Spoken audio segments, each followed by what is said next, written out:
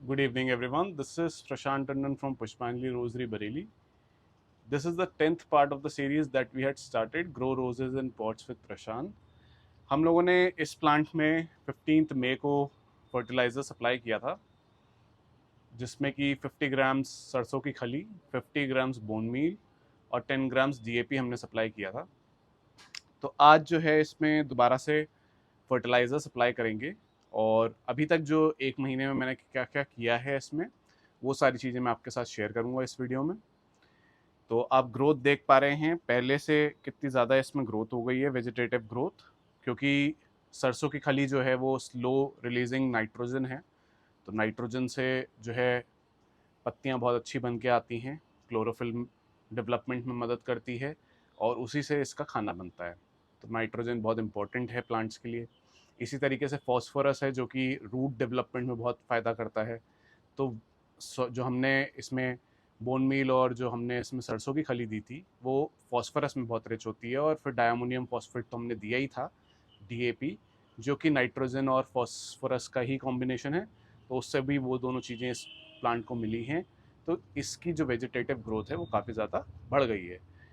और हमने देखा था कि इसमें जब हम लोगों ने इसमें सप्लाई किया था, तो अभी मैंने आपके साथ एक क्लिप शेयर करूंगा जिसमें मैं दिखाऊंगा कि विद इन 5 डेज जब उसका डिकम्पोजिशन स्टार्ट हुआ था, तो जो मेरे पॉट का टेम्परेचर था, सॉइल का टेम्परेचर था, वो अबाउट 44 डिग्री सेल्सियस चला गया था, जो कि सराउंडिंग जो एयर का जो हमारा टेम्परेचर होता है अराउंड उतना ही था, 44 डिग्रीज बाहर का। तो उस टाइम पे इस पॉट के अंदर की मिट्टी का भी जो गीली भी थी उसका भी टेम्परेचर 44 डिग्रीज चला गया था। तो डिकम्पोजिशन के टाइम पे टेम्परेचर बहुत बढ़ भी जाता है, लेकिन फिर भी इसकी पत्तियां नहीं जली थी क्योंकि मैंने इसका मॉइस्चर का पूरा मेंटेन किया था। प्लस मैंने इसमें स्प्रेस करे थे सुबह शाम।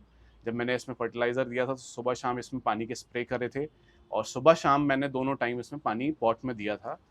कुछ लगभग 7 से 8 दिन तक मैंने सुबह से लेके सुबह आप एक बार मैंने पानी दे दिया, फिर उसके बाद शाम को मैंने एक बार पानी दे दिया भर के, दोनों टाइम भर भर के पानी दिया है। तो जब भी फर्टिलाइज़र दिया जाता है तो पानी की बहुत ज़्यादा रिक्वायरमेंट बढ़ जाती है पॉट्स की, क्योंकि पॉट्स बहुत जल्दी ड्राई अप होते हैं। तो हीट अप होंगे, अगर पानी मिलता रहेगा प्लांट को तो वो कभी भी उसकी पत्तियाँ नहीं जलेंगी। लेकिन अगर आपने सरसों की खली, बोन मील और डीएपी जितना मैं क्वांटिटी में बता रहा हूँ एक बड़े प्लांट के लिए, 3 ईयर ओल्ड मदर प्लांट के लिए, जो कि 14 इंच के गमले में लगा हुआ है, अगर आपने वो दिया लेकिन उसके बाद आपने पानी नहीं दिया प्रॉपरली, उसका टेम्परेचर मेंटेन नहीं किया अपने प्लांट का, तो पत्तियां जलेंगी, फिर पौधे में प्रॉब्लम आ सकती हैं। तो उसको ध्यान रखते हुए आपको ये ध्यान रखना है कि आपको अपने पॉट के मिट्टी को ठंडा रखना है। तो ये क्लिप मैंने आपके साथ अभी शेयर कर रहा हूँ, आप देख पाओगे कि इसका क्या टेम्परेचर था, और फिर थोड़े दिनों बाद उसका टेम्परेचर मैं कैसे गिर गया अपने आप, 33 डिग्रीज आ गया, और अब तो तो अराउंड ये देखिए क्लिप जो है ये है 20th मई का। और आप सॉइल टेम्परेचर देखिए 44 डिग्री सेल्सियस, जो कि उस दिन का एम्बिएंट टेम्परेचर भी था जिस टाइम पे ये शूट किया जा रहा था वीडियो, अराउंड 4:30। तो एम्बिएंट टेम्परेचर भी वही था। और पीएच आपको मैं दिखा रहा हूँ सॉइल का 6.1 है, जो कि बहुत ही अच्छा है एनारोबिक एक्टिविटी करने के लिए, जो कि इस समय चल रही है, क्योंकि बोन मील और मस्टर्ड केक जो हमने सप्लाई किया था वो ब्रेक डाउन हो रहा है। उसको ब्रेक डाउन करने के लिए अब ये जो क्लिप आप देख रहे हो ये भी 20th मई का ही है, रात का, जब मैंने इसमें पानी दिया है। तो इसमें जो ये आपको व्हाइट व्हाइट वर्म्स दिख रहे हैं ये कंप्लीटली हार्मलेस हैं आपके प्लांट के लिए, बल्कि यही व्हाइट जो वर्म्स आपको दिख रहे हैं ये आपके प्लांट के लिए बहुत न्यूट्रिशन बनने वाले हैं, क्योंकि ये जो हैं वो ब्रेक डाउन कर रहे हैं बोन मील को और मस्टर्ड केक को, ये खा रहे हैं उसको। और जैसे ही सॉइल में से ये दोनों पार्टिकल्स इसके ख़त्म हो जाएंगे, तो ये वर्म्स जो हैं वो धीरे धीरे डीके हो जाएँगे, मरने लगेंगे, और फिर हम थोड़ा-सा ड्राइनेस ले आएँगे गमले में तो ये कंप्लीटली मर जाएँगे। और इनका जो डिकम्पोज़िशन है वो स्टार्ट होगा तब जब आपके सॉइल में माइक्रोब्स होंगे, माइक्रो ऑर्गेनिज़म्स होंगे और फंगी होंगी जो इस पे लग के उसको खाएगी, इनकी बॉडी इसको खाएगी, और जब उनको वो खाती है तो वो रिलीज़ करते हैं ऑर्गेनिक एसिड्स जो कि आपके प्लांट्स एब्ज़ॉर्ब करते हैं। तो बेसिकली जो हमने दिया था रॉ फॉर्म में वो डायरेक्टली प्लांट्स को नहीं मिलता है, वो इस तरीके से मिलता है। अब ये है 25th मई का वीडियो, 4:30 बजे के आसपास का। और अब आप टेम्परेचर देख पा रहे हैं कि 32 डिग्री सेल्सियस चला गया है, यानी कि जो एनारोबिक एक्टिविटी चल रही थी गमले के अंदर वो 5-6 दिन में ख़त्म हो गई। अब उसके बाद जो है डिग्री एरोबिक इसका एक्टिविटी टेम्परेचर सॉइल स्टार्ट का होगी। रहता है। जो भी पत्तियां मुरझाती हैं या ब्राउन पड़ जाती हैं या ख़राब होती हैं, तो वो इस टाइम पे इतनी हीट हो रही है कि गमला जो है वो जब हीटअप हो जाएगा तो वो पत्तियां जो हैं वो ब्राउन पड़ जाएंगी या फिर वो मुरझा जाएंगी, गिर जाएंगी, खराब हो जाएंगी, येलो हो जाएंगी। तो ये सारे रीजंस हैं इस समय पौधों को खराब होने के, जो लोगों के घर पे पौधे खराब हो रहे हैं। अब लोगों के घर पे, मेरे ना तो फिर भी नीचे रखा हुआ है, इसको अराउंड सुबह की इसमें 10 बजे से लेके धूप लगना स्टार्ट होती है और फिर शाम के 4-5 बजे तक फुल धूप लगती है। ये जो पॉट है उसका प्लेसमेंट इस तरफ है, इस दीवार के साथ में रखा रहता है। मेरे से कमेंट्स में पूछा गया है कि आप कहाँ रखते हैं अपने पॉट को, तो मैं बता रहा हूँ this is north facing wall. तो नॉर्थ फेसिंग वॉल पे रहता है और यहाँ से सूर्य देव यहाँ से आते हैं। और जब ये, क्योंकि प्लांट्स लगे हुए हैं, इसकी वजह से मॉर्निंग की सनलाइट उस पर नहीं पड़ पाती है, फिर उसके बाद की सारी सनलाइट पूरे टाइम रहती है। तो सनलाइट फुल मिल रही है इसको, और जब मैंने फर्टिलाइज़र दिया था तब भी पूरी पूरी सनलाइट इसको मिल रही थी।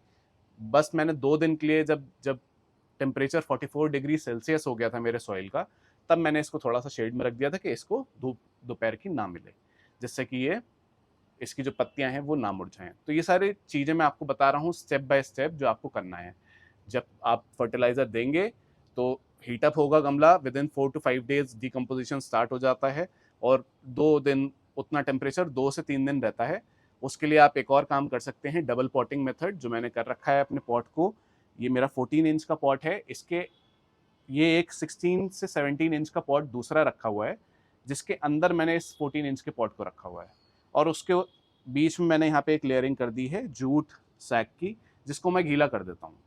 जब गर्मी धूप की होती है, तो जब दोपहर की गर्मी होती है तो मैं इसको गीला कर देता हूँ, जिससे कि एक माइक्रो क्लाइमेट बन जाए और ठंडक पहुँचे, पौधे को भी मिलेगी और साथ में उसकी सॉइल जो है वो इतनी हीटअप नहीं होगी जो धूप से हो रही थी पहले।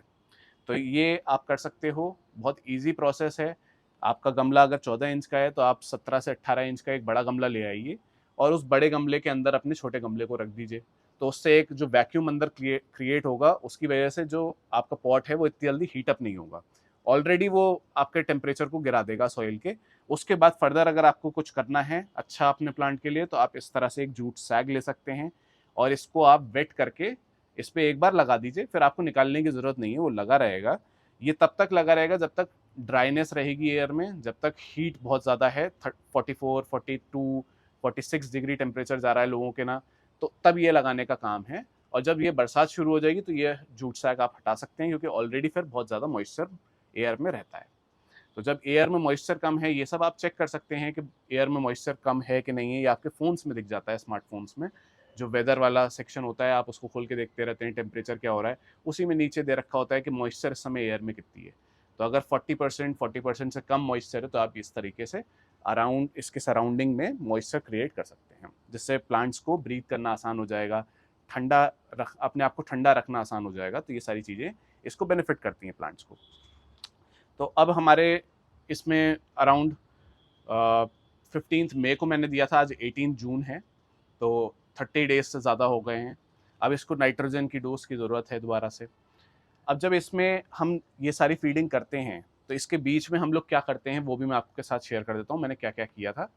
मैंने जर्मन टेक का स्प्रे जो है वो अराउंड 23 से 24 में, यानी कि 7 to 8 days after I had fed DAP, mustard cake and bone meal, I had supplied German tech to this plant, क्योंकि तब नई शूट्स निकलनी शुरू होती हैं। जब भी नई पत्ती, नई शूट्स निकलनी शुरू होंगी तो जो ये माइट्स हैं इनका अटैक आपको देखने के लिए मिलेगा।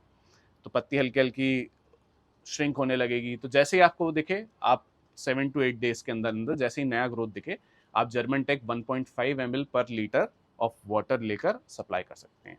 साथ में आप एप्सा 80 उसमें मिक्स कर सकते हैं, जो कि स्टिकिंग का काम करेगा लीव्स पे।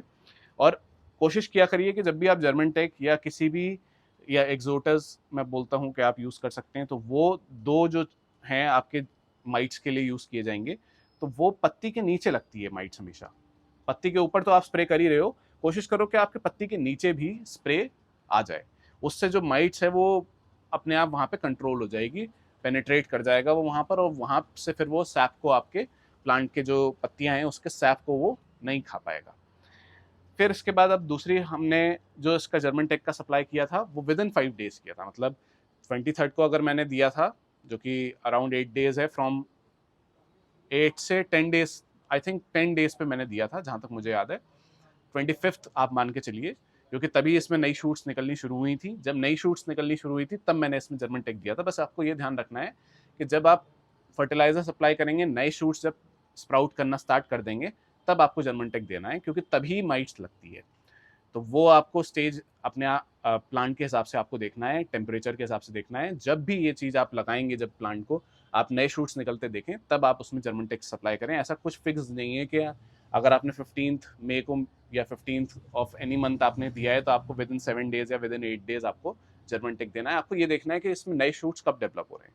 जैसे ही नए शूट्स स्प्राउट हो रहे हैं, डेवलप हो रहे हैं, तो आप जर्मन टेक का एक स्प्रे दे देंगे। वो प्रिवेंटिव स्प्रे होगा। फिर उसके विद इन 5 डेज आप एक और स्प्रे दे देंगे, मतलब 5वें दिन या 6ठे दिन मैक्सिमम आप दे दीजिए, क्योंकि इसका जो साइकिल होती है उसको ब्रेक करने के लिए आपको विद इन 5 to 6 डेज दे देना चाहिए जर्मन टेक का दूसरा स्प्रे। वो भी 1.5 ml पर लीटर के हिसाब से होगा। बस मैंने इसमें 2 ही स्प्रे करे थे। उसके बाद मैंने इसमें सीवीड ऑयल, जो कि आता है आपका इफ्को का सगारेका के नाम से, उसका स्प्रे किया था। वो माइक्रो न्यूट्रिएंट से रिच होता है, उसमें ऑक्सीजन्स होते हैं, ऑर्गेनिक है, 100% ऑर्गेनिक है, लेकिन उसमें सारी चीज़ें होती हैं जो एक प्लांट के अच्छे ग्रोथ के लिए रिक्वायर्ड है। तो वो मैंने दिया था लगभग फर्टिलाइज़र देने के 20 दिन बाद, यानी कि 5 जून के आसपास मैंने इसमें एक स्प्रे सीवीड ऑयल का किया था, जो कि सगारेका का है। तो वो आपको ईजिली मार्केट में मिल जाएगा, वो आप ले सकते हैं। इसके बाद अब काफ़ी सारी इसमें बर्ड्स बन के आ गई थी, जो नए शूट्स आए हैं, सब नई ग्रोथ हुई थी, तो इसमें नए नए बर्ड्स बन के आए थे, वो मैंने इसमें सारे पिक कर दिए हैं। कल ही मैंने इसके सारे बर्ड्स हटाए हैं। और मैं एक और चीज़ आपको दिखाना चाहूँगा कि मैंने इसमें टाइमली कल पानी नहीं दिया है, सुबह का पानी मैं नहीं दे पाया था। तो देखिए नई जो शूट्स थी वो सब जल गई यहाँ पर, ये पानी नहीं देने की वजह से जली है। तो ऐसा नहीं है कि प्लांट हमारे अच्छे हरे भरे दिख रहे हैं तो इसका मतलब ये नहीं है कि हमारे से गलतियाँ नहीं होती हैं। कभी कभी टाइम आपको नहीं मिल पाया, आपने पानी नहीं दिया टाइमली।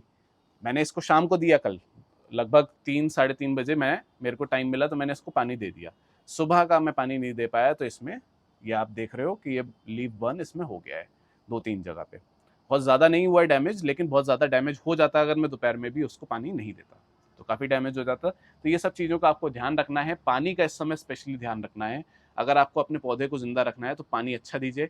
दूसरी चीज़ ये है कि इसमें माइक्रो ऑर्गेनिजम्स होते हैं सॉइल के अंदर, जो कि ऑटोमेटिकली ऑलरेडी होते हैं। अगर आपने इसमें गोबर की खाद दी है, आप इसमें ये सब ग्रीन मैटर दे रहे हो, जैसे कि सरसों की खली दे रहे हो, बोन मील दे रहे हो, ये सब ऑर्गेनिक मैटर है जो कि सपोर्ट करता है माइक्रो ऑर्गेनिजम्स को, जैसे कि सूडोमोनास है, पीएसबीज हैं, या आपका माइकोराइजा है।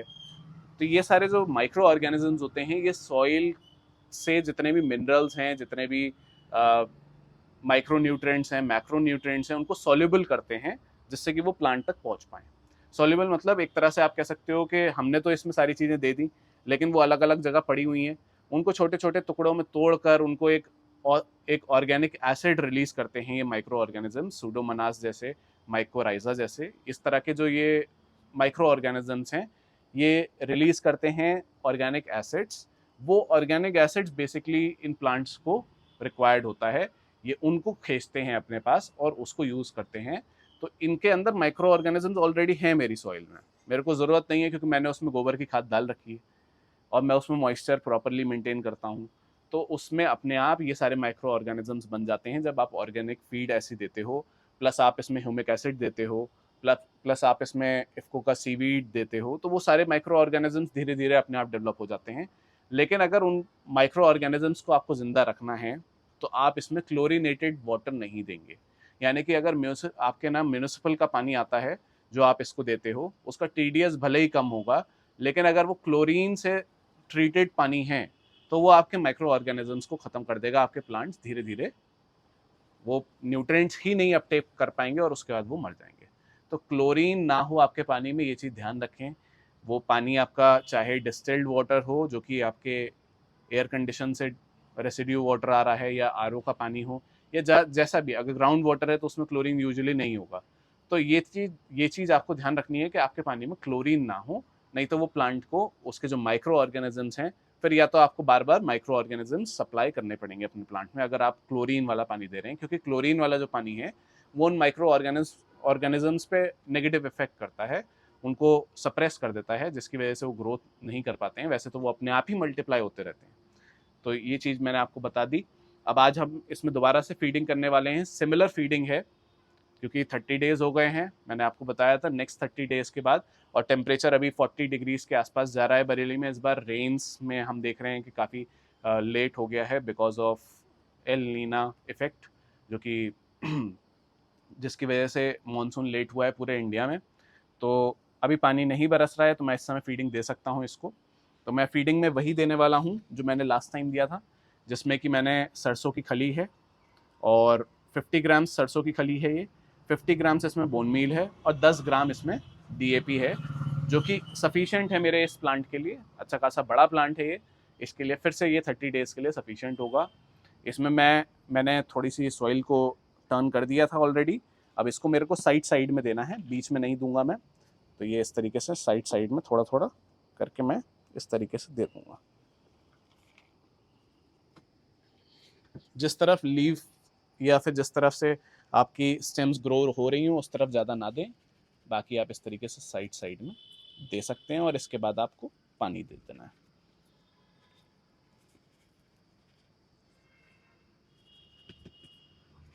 ये ध्यान रहे कि ये जो पार्टिकल्स हैं ये पत्तियों पे ना आए और स्टेम से भी दूर रहें, क्योंकि ये हीट अप करते हैं।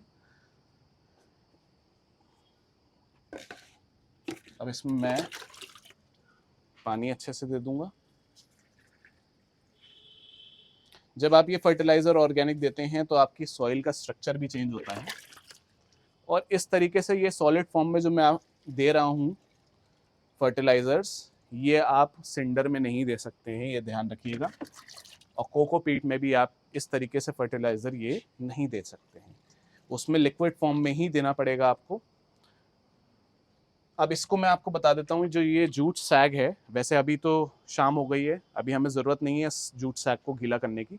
लेकिन अगर इसको गीला करना है तो उसको कैसे करना है, आप सिंपली पानी लेके उसको धीरे धीरे इस पे डाल के, उससे आपके पूरे टाइम जो है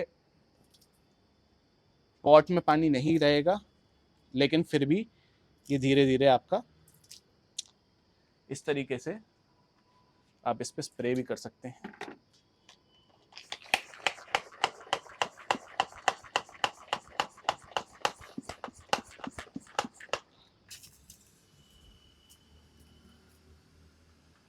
इस तरीके से आप इसमें स्प्रे कर देंगे तो ये जूट स्टैक जो है वो वाटर एब्जॉर्ब कर लेता है और धीरे धीरे वो इवेपोरेट करेगा, जिससे आपका जो ना तो पॉट गर्म पड़ेगा ना आपका प्लांट जो है उसका एक माइक्रो क्लाइमेट बन जाएगा, जिससे वो ठंडा रहेगा।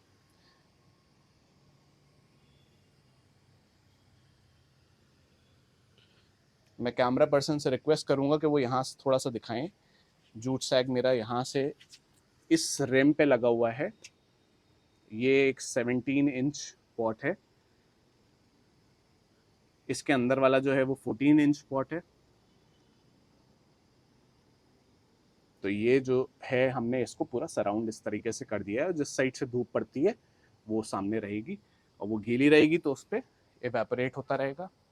इसको आपको हो सकता है कि दिन में 2 बार आपको इसको गीला करना पड़े गर्मी की वजह से।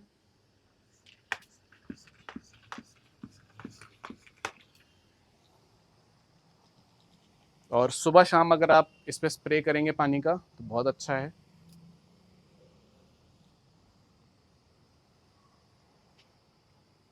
रोजेस को सुबह शाम के स्प्रे बहुत अच्छे लगते हैं। मैं जब भी पानी सुबह देता हूँ तो मैं एक बार स्प्रे इस पर पानी का कर देता हूँ। हर बार शाम को हर रोज़ नहीं कर पाता हूँ, कभी कभी टाइम मिलता है तो शाम को भी कर देता हूँ, क्योंकि आपको सीज़न पे इससे फ्लावरिंग चाहिए, मज़े चाहिए आपको फ्लावर्स के। तो आपको जितनी केयर आप कर सको उतनी करें। किसी पे टाइम ज़्यादा होगा तो वो ज़्यादा भी केयर कर पाएगा, जिस पे कम है वो कम करेगा। लेकिन जब पानी दे रहे हैं आप तब ज़रूर एक बार स्प्रे कर दीजिए पानी का। अगर आपके पास होज पाइप है जिसमें शावर लगा है तो आप शावर से कर सकते हैं।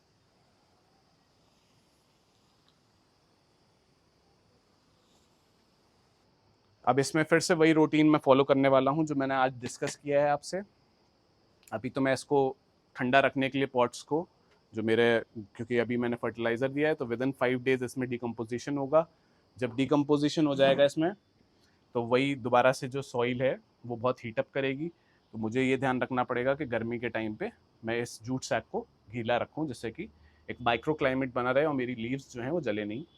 तो ये सारे पॉइंट्स मैंने आपको आज डिस्कस किए हैं, जो मैंने पूरे 1 महीने में फॉलो करे हैं। यही चीज़ आप फॉलो करके अपने प्लांट्स को अच्छा कर सकते हैं, इसी तरीके से वेजिटेटिव ग्रोथ ले सकते हैं। ये हमने देखा कि अभी पानी बरसना स्टार्ट नहीं हुआ है, पानी बरसना स्टार्ट हो जाएगा तो विद रेन वाटर नेचुरली आपको नाइट्रोजन, सल्फर, ये सारी चीज़ें नेचुरली मिलती हैं।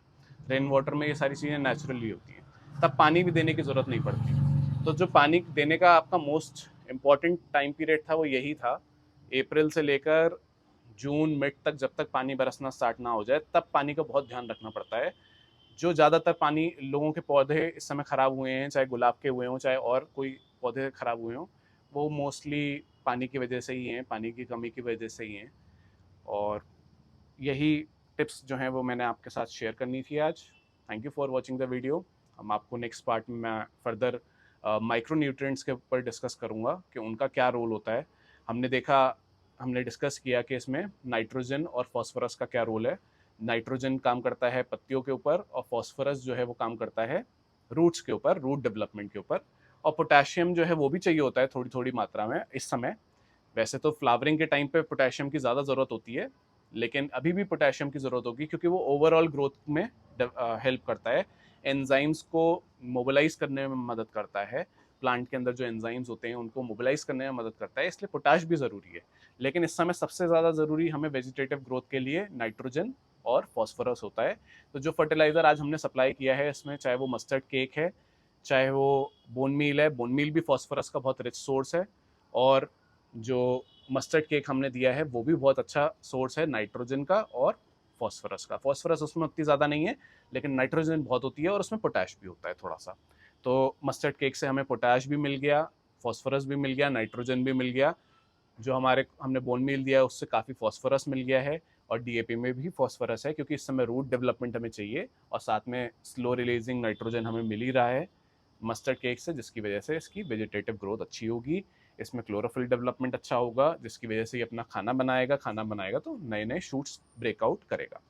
साथ ही साथ एक और चीज़ मैं आपको बता दूं कि इसमें हल्का हल्का क्लोरोसिस हो रहा था। क्लोरोसिस मतलब होता है कि आयरन की कमी और जिंक की कमी। ये मैंने प्रीवियस पार्ट में बता भी रखा है, क्लोरोसिस के ऊपर मैंने एक वीडियो बना रखा है। तो उस समय मैंने इसमें जिंक, नैनो जिंक आता है इफ्को का, वो सप्लाई किया था विद आयरन।